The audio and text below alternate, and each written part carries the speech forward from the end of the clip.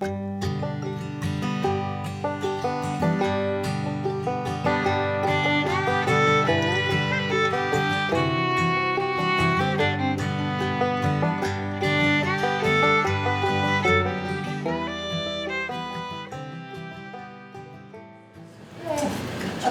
I am the program co-chair with Trudy, who's unfortunately not here.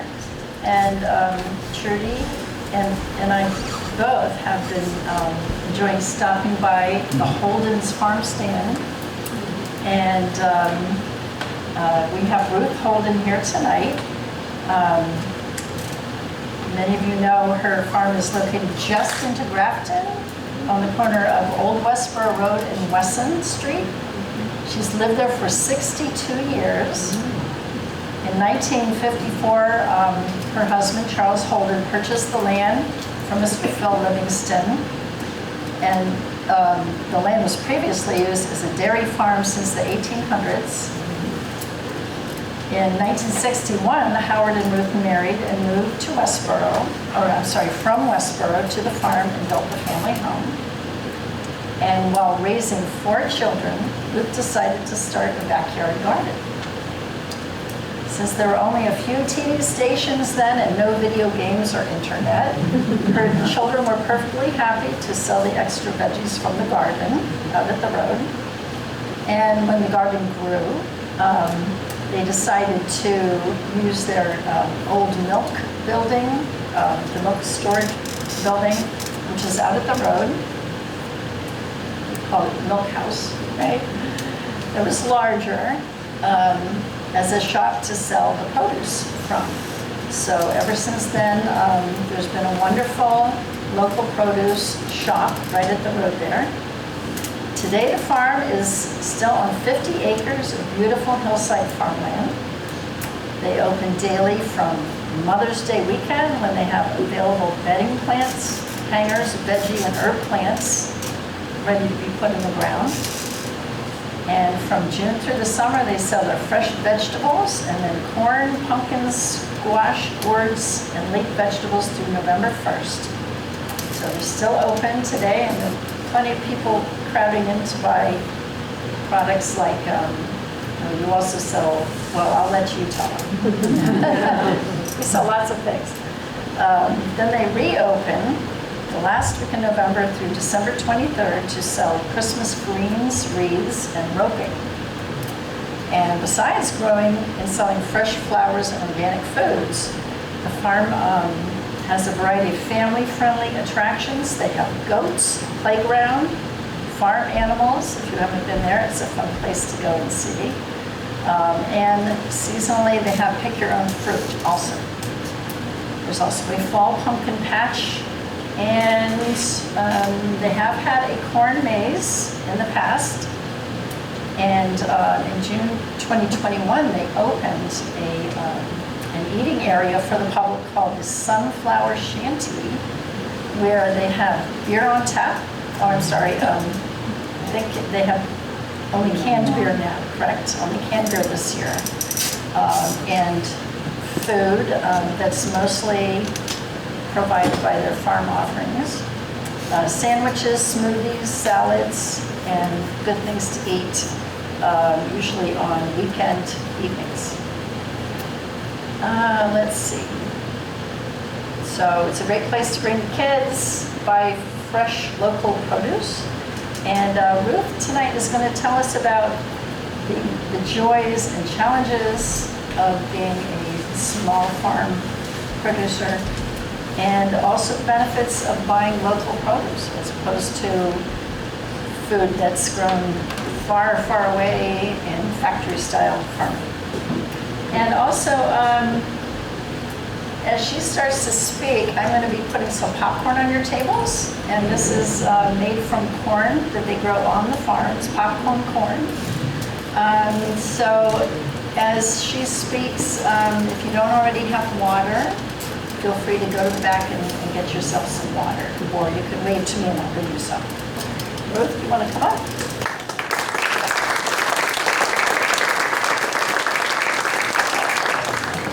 Rachel is my granddaughter-in-law, and she's become very active in the farm, whether she wanted to or not.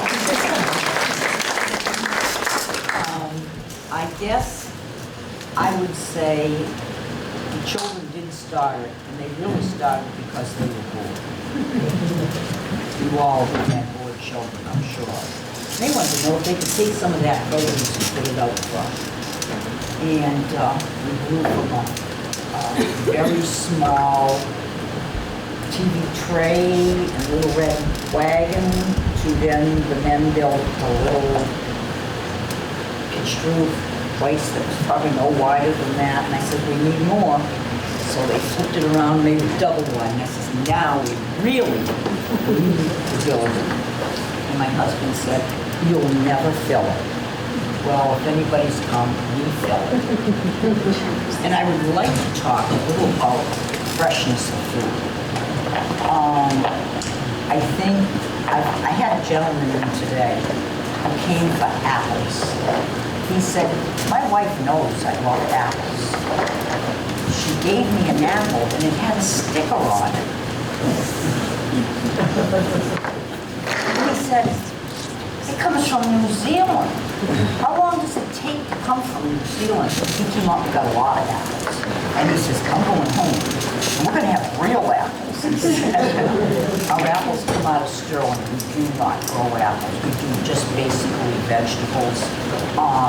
And some vegetables we just don't. We just can't. We can only do so much. And it's only 24 hours in a day. But I find that there are very many vegetables that when people buy them fresh, they have said, wow, I never knew it tasted like that. And I've always said, how many people in the city do not really know what fresh vegetables are?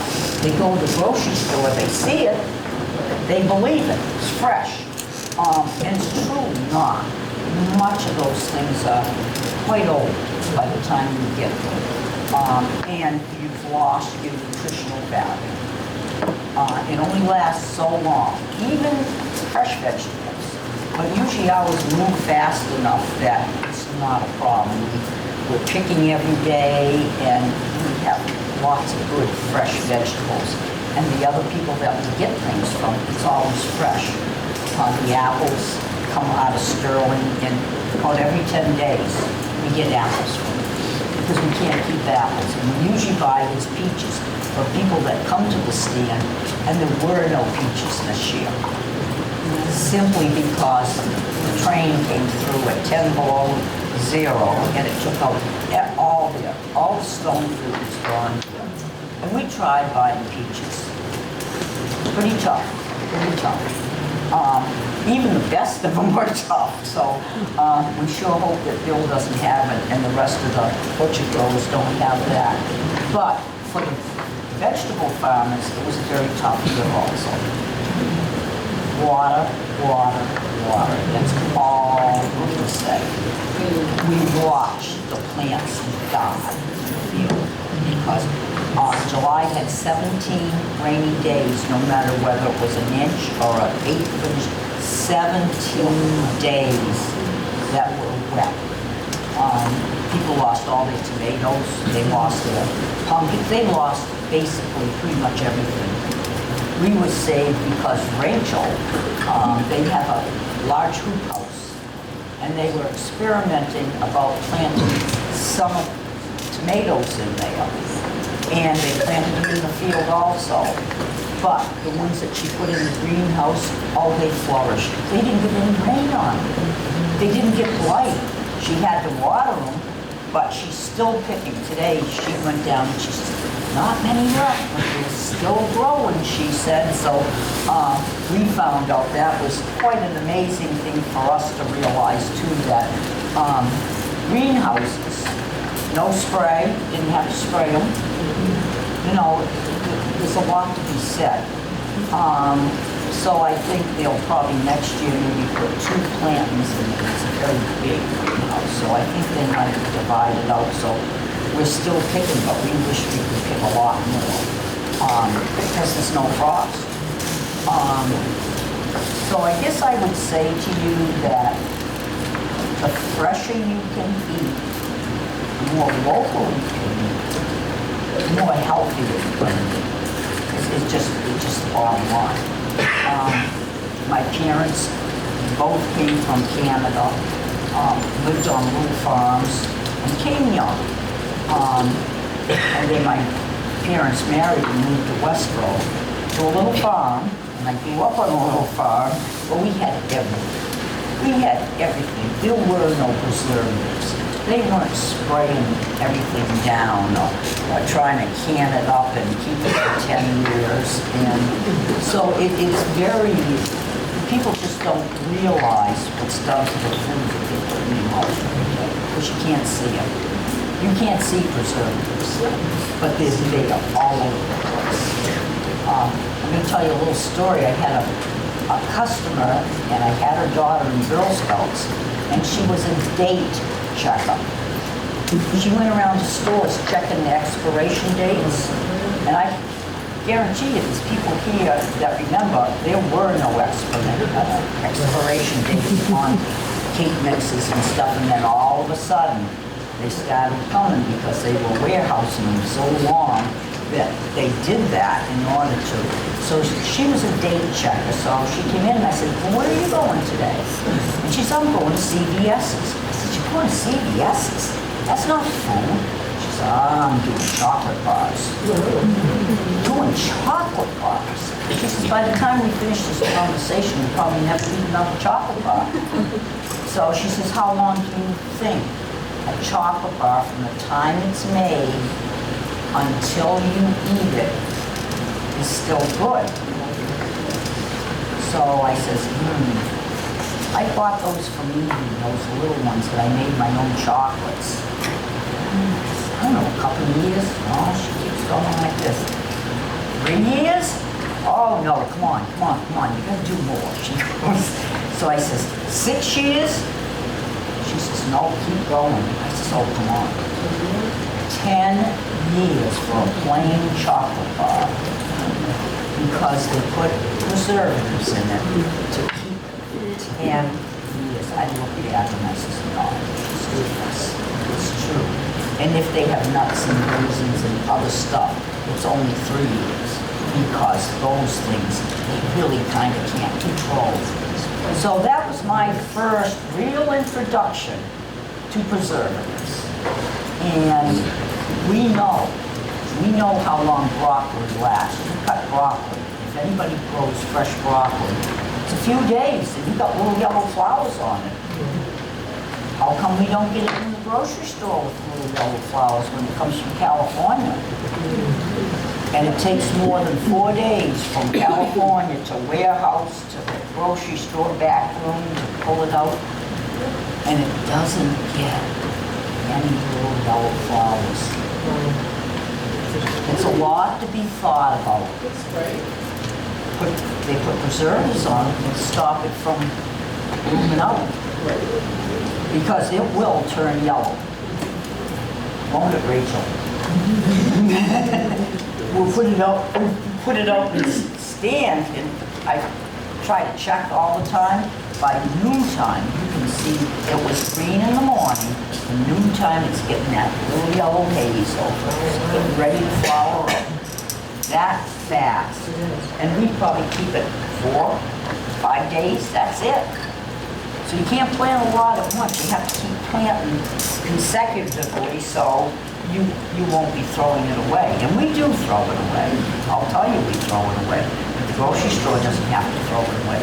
Do you ever see stuff that starts to look yellow in the store? It's all nice green looking, isn't it? All one color. We can pick cauliflower, broccoli, and all the broccoli isn't all dark green. It's shaded. It's different. If you grow broccoli, it doesn't look like the store broccoli, does it? So there's things to be said about what you put in your mouth. It really is. In the winter, I walk down the aisles and I say, no, not touching that. So I'll buy frozen. When I don't have what I put up, I'll buy frozen vegetables because they don't need to do that to them. They just process them and do it. And I just feel that they're probably maybe even much better for you. They might be fresher because of all that warehousing and stuff that they do. So I guess I would say as close as you can eat to home, the better you will be. And we brought the popcorn because we grow our own popcorn. And it's probably a little bit different tasting than you get at the store. Yeah. And when you grow popcorn, it takes 120 days. And you can't pick it till usually October. And you have to hang it up to dry. So I just brought some bags down. They're going in my cellar tonight. And by usually March, it'll be ready for popping. It looks like it's hard, but it just wouldn't pop at all. So this is last year's popcorn. And popcorn is something that has a permanent shelf life. It does not go bad, along with honey. Honey is another thing that honey is forever. The honey and the popcorn are two things that they're forever, I guess. We've never kept it that long to find out that it would be forever, but anyways, those are some of the things, and I wanted to give you a little history on our farm. Back in the 1700s, probably around 1750, a Colonel John Houlden settled that area, and it was the Indians, the Nipmuc Indians owned Grafton, and probably part of Westborough too, and maybe part of Shrewsbury. They owned thousands of acres there, and they were the Peace Indians, and they sold 40 white people came and bought land off of them, and one of them were the Gouldens. And the house that Tyler and Rachel live in right now was where the original Houlden house went. At sometime after the Declaration of Independence was signed. He fought with George Washington. And then his son also fought in the war, and he settled there. And he tore down his father's house, and it's the house that they live in now. And then they sold it to Henry Wesson, Smith & Wesson Guns. So they lived there. So we had a lot of history there. And they have a tulip tree in their yard that is 21 feet around it. You go up 3 feet high, 21 feet around it. And I don't know, Rachel, what do you think, 80, 90, 100 feet tall? I mean, your house, you could probably do 2 houses and you might not reach the top of that tree. And when George Washington signed the Declaration of Independence, he planted one at Mount Vernon. It's still there today, 200 and some odd years later. And he encouraged people to plant one in commemoration of our independence. And we believe either John Houlden planted it or the son planted it, because it is so very old. So it also has a little historical tree there too. So it's did you ever think I would farm? No. But wound up it, and I bet you Rachel never thought it either, but she's in the field now, and she's in the stand now. So I would invite you to come anytime. She's going to talk to you a little bit about sustainability, because 2 young families are trying to live off that farm now.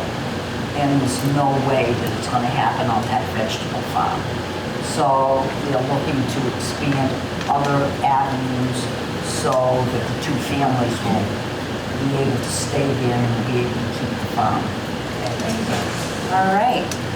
Hello, it's nice to meet you all this evening. I'm not much of a public speaker, yet here I am. I never thought I'd be a farmer. I always enjoyed it. And I think that it's where I'm supposed to be, and I couldn't be more happier. I've been full-time on the farm about 7 years. My oldest daughter's 8. So that's when I really started to get more incorporated. And then now that she's in school and my youngest is also in school, I'm able to put more time into the farm. So here we have a beautiful picture of our tractor in the fall. Okay, next one. So as we've adapted and evolved, like Ruth has said, we've had to find different ways to make it because I have my family, my 2 children, and my brother-in-law and his son. So we've sort of adapted into what's called agri-tourism. Agri-tourism or agricultural tourism is defined by the Massachusetts Department of Revenue as merging a world of travel with experiences of food and farming production. Some examples of agri-tourism, it varies greatly. Some include farm stays, camps, field trips, bed and breakfasts, where we've sort of taken the route of corn mazes, you pick flowers and produce. It's designed to attract members of the community to farms so that we can advance their knowledge on the importance of farming and its future, increase the income to farmers, and making farming more sustainable. Agritourism is an important part of our operation as it provides supplemental income to our growing families. Our agritourism aspect has grown over the years. We began with a small playground and animal enclosure and have expanded to incorporate what you see here is the Sunflower Shanty, which is our outdoor beer and wine food establishment featuring many of the crops grown right here or right there on our farm. This venture has provided us some additional income to provide for our families in this unpredictable profession. 2023 being a perfect example of that. 2023, the year of rain. It's ranked as the second rainiest on record. So far, out of 19 weekends since June 1st, 13 have had measurable rainfall. It's resulted in serious damage to not only our crops, but our fields and sales, but also our agritourism operation, as it's mainly an outdoor experience. Behind me is just a small glance into what more than probably 75% of our fields look like this year. Here is an example of our fields after many of the rains we've received. It may be tricky for you to see from where you're sitting, but our farm's situated on a hill, so as the rain has come, it's sort of just washed everything away. You can see in the color variations in the soil pictured here, the dark brown color is the loam that we add to the fields prior to the growing season to provide the optimal soil and nutrition for our upcoming season. As you can see, a lot of it's washed away, especially there in that bottom photo. You can see it through the grass, which that grass is usually just tall grass, not brown. Well, where did all that soil go, you may be wondering. That material traveled from our fields to the lowest points on our farm. Some went into the woods where we won't see it again. Some went into our irrigation pond, which is pictured behind me here. It is located at the lowest point of our farm. My husband, his brother, and my father-in-law created it in 2016 after we experienced a completely different type of extreme where it was the driest. That year we did lose probably similar to this year because we weren't prepared with irrigation. We didn't have the ability to irrigate all of our fields. That murky color isn't usually how it looks. That's the boomy sediment. It's a problem for a couple of reasons. It prevents us from using our irrigation system as that fine sediment clogs up our filters and our pipes. While yes, it was a wet year, we certainly didn't need to irrigate our fields. We did need to irrigate our greenhouse, and our pond is the main water source for doing so.